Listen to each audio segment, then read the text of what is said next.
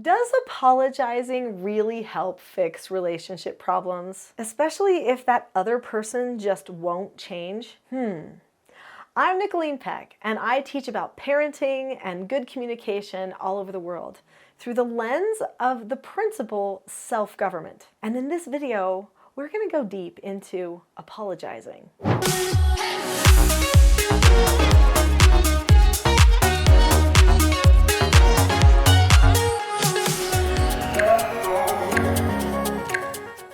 In this video, we're going to talk about apologizing and what is really entailed to make a really good apology.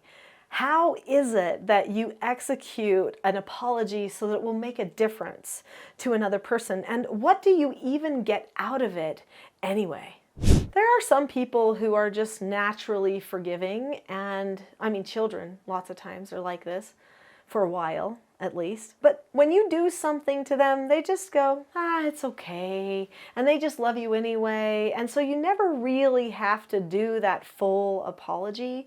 But then there's some people who they just can't forget, and it just hurt too bad, or maybe it's been too many times, or maybe they've extended that mercy again and again, but they're just done now. And then what happens to the relationship? It gets damaged. Soon it becomes distant.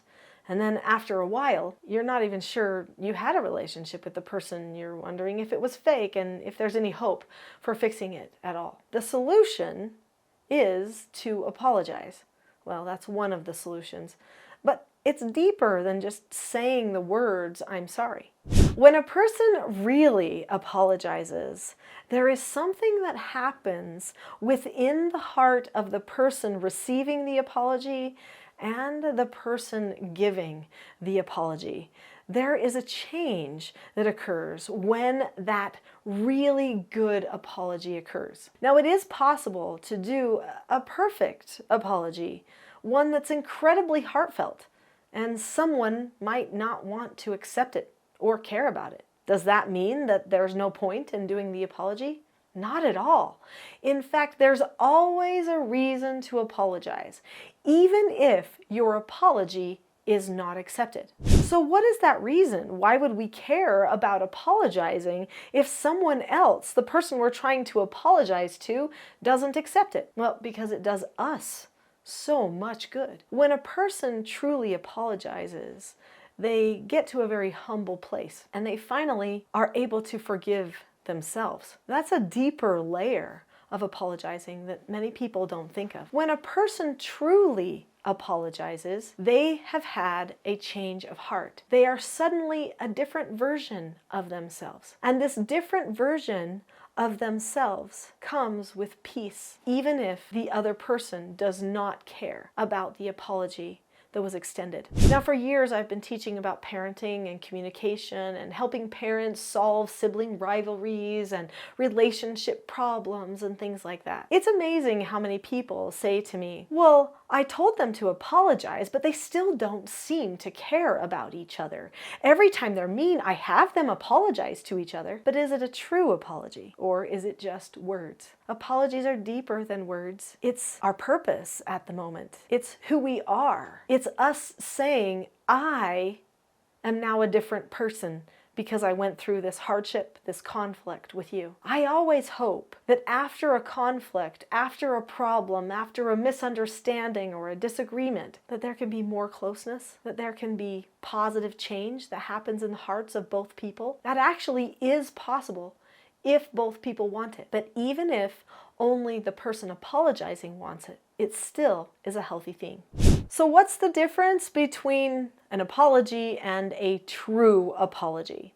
When a person apologizes, they state that they know they hurt another person. They say that they are sorry about it. They express it in words.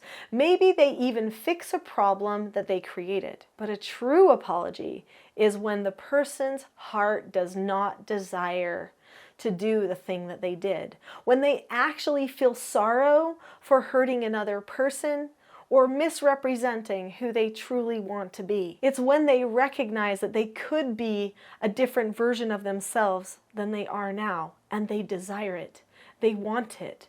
They want to have a change. And suddenly they are choosing to change. In short, when a person really engages in truly apologizing to someone and they have a change of heart, they're actually self-governing at the time.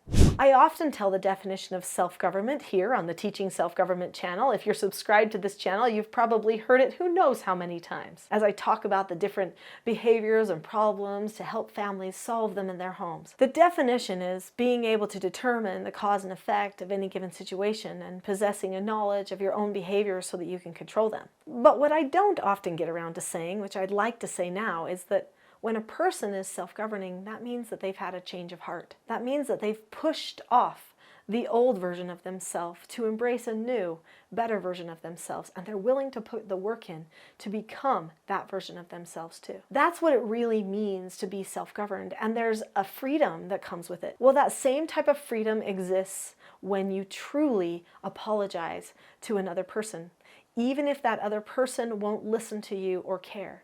Sometimes you have to apologize over text because they won't talk to you or look at you. Sometimes you get the opportunity to apologize face to face. That's always the best. Sometimes you just have to apologize to God because the person will not acknowledge any communication from you. That can be very difficult.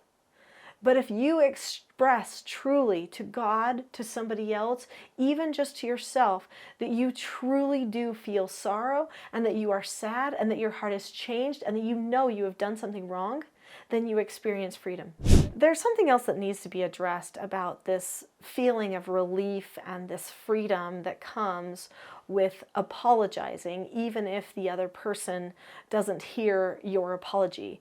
And that is that at some point, you actually do need to hopefully have a conversation with that person in order to have the thing fully resolved. But once you know that you've had the significant change of heart, you actually will feel peace, even if the other person hasn't acknowledged your apology yet. That's the relief that comes. It's a feeling of peace, that everything's okay. You're being the person that you know you're supposed to be. You have hit your mark. When you don't hit your mark on an apology, when you make excuses in your apology and stuff like that, which is not a true apology, then you end up feeling unsettled. You still sense the drama within yourself. But when you give a true apology, when you're completely humble and honest, you feel peace. You know that even if that person never talks to you about the situation, if you can't discuss it with them, that it's okay, because you have learned what you needed to learn at this time. Apologies are hard, but they are so healing. We gain so much from apologizing. We gain additional integrity as we are honest with ourselves and as we are humble by acknowledging what it is that we did wrong. By the way, to do a really great apology, it is important that you focus only on what you did, not on what the other person did to you that might have led to what you did. That's not relevant when we're talking about a true apology. A true apology is your honest assessment of yourself and your desire to improve, even if the other person started it, even if they're more in the wrong than you.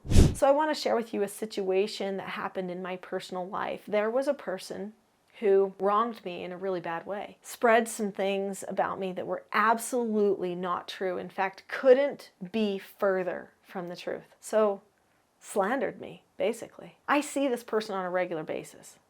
I love this person. I didn't know how to handle it necessarily. The person told me, "Oh yeah, that was a mistake, sorry." But I could tell it wasn't a true apology, especially because the person was still staying distant from me for a long period of time. Finally, I recognized if anything was going to ever heal this distance, someone had to do a full heart change, a full apology.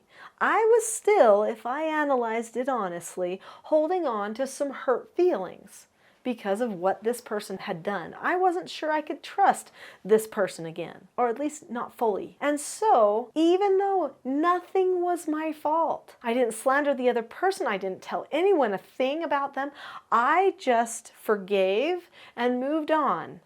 I didn't fully forgive, and I knew that I needed to apologize for my part in the problem, even though none of it started with me. So I went to the person.